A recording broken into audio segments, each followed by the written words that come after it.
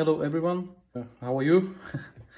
I hope that everybody is healthy and not sick without any illness, because me after 2 weeks got sick again. Not very nice day today, but I hope soon will be alright.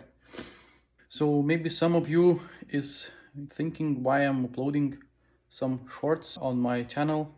I'm uploading them because of algorithm channel to do not let die, and yeah, to keep activity, because in the winter time I'm not able to make videos every day, especially when I have a new baby and she's pretty well up to now.